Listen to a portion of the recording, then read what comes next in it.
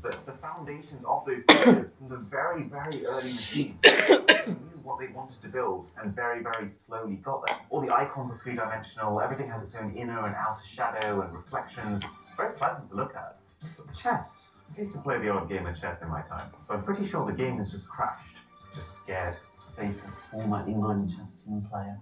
This thing was actually quite a big deal. It was also the first mass-consumer product to offer Wi-Fi network connectivity, which was then branded by Apple as Airport Wireless Networking. This was a big deal. And the way it was demoed to the audience for the very first time will probably go down in the history books. Listen to the audience. Steve Jobs shows this off by passing the laptop through a food loop to truly clarify to people that it was, yes, wireless. Impressive enough to earn the iBook the #1 spot in the US portion consumer market for a while after launch. Apple did make a number of updates to the iBook over the years, but what I think is even more interesting is what Apple did for pros. At this point, Apple clearly understood that they wanted to make both mid-range machines and super high-end machines. How do you make something that a pro would be willing to spend $6,000 in today's money on? Well, you get out of titanium. In a way that someone could just take one look at and instantly know that whoever's using it is a high flyer. This is the Power 4, and it's the first time Apple properly experimented with metal in the body.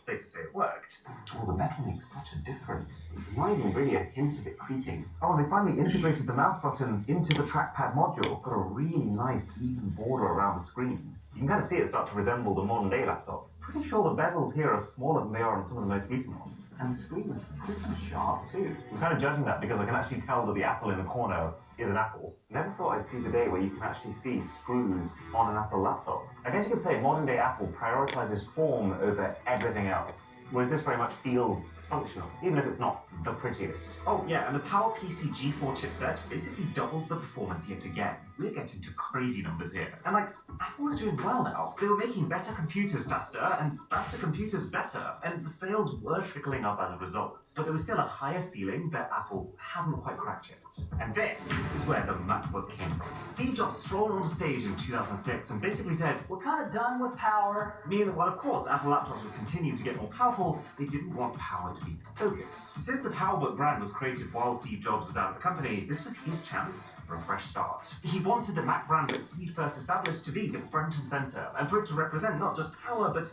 just the overall quality of the experience. So, they released two forms of laptop in a single year, MacBook and MacBook Pro.